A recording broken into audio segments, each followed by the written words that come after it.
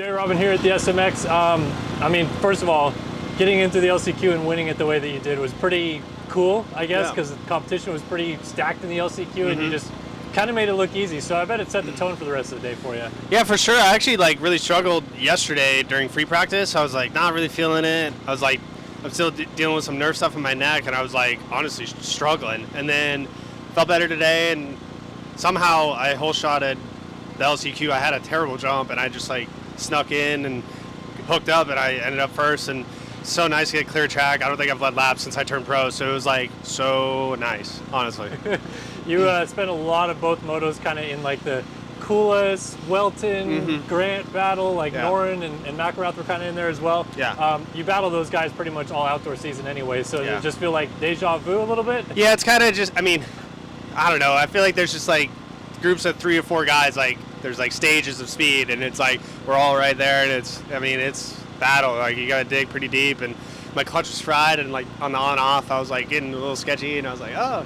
But all in all, it was a good day. Felt nice to get a win in the LCQ and beat some past 2VD champs. It was cool. How did you feel through both motos with your fitness and obviously the issue dealing with your neck? Fitness-wise, cardio, my heart and everything, I feel fine. It's just my upper body gets so my elbows start dropping. It's on Supercross, it's hard to deal with that. For people that don't know, I have herniated discs throughout my cervical spine, so it's pinching nerves and it's making my arms shut off, so it's kind of sketchy. Yeah, so you said you tore your labrum, but only 20% of it or something like that? I tore my labrum 20%, so I went in and got that checked, and I got my neck MRI at the same time because it was bothering me, and then found out that I had pinched nerves in 3 vertebrae and then herniated disc in 5.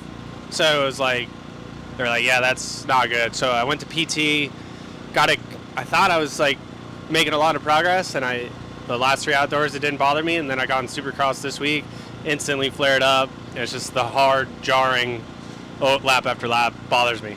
So. Well, you made a post on Instagram where it looked like maybe your season was going to be done. So is it kind of nice then, thinking back to how you maybe mentally were at that point to now leaving here? Yeah. You got some pretty decent points already. Yeah, it's a good feeling for sure. Honestly, it was probably the lowest I've been mentally for racing. I was not in a good place. I was pretty sad, honestly. So just trying to be real, but it was it's good to kind of start coming around with some speed again and stuff like that. So based on your expectations coming into today, go better than you thought? Better. You thought? Better? Yeah, honestly, I was kind of stressing. I was man, the LCQ's stacked this year. Last year, I just had to deal with Phil and Jeremy Hand, and me and Phil kind of just went 1-2 every time.